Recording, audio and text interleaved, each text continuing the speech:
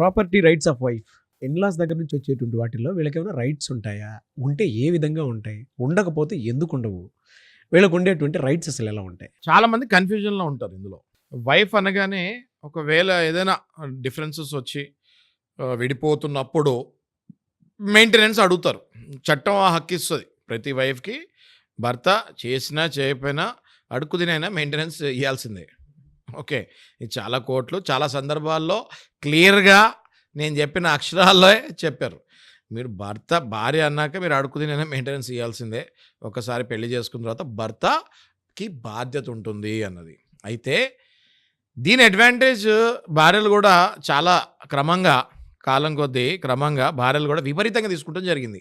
ఇటీవల చూస్తే మీరు ఎవరు 5 లక్షలు నెలకి మెయింటెనెన్స్ అడిగింది ఒక భార్య.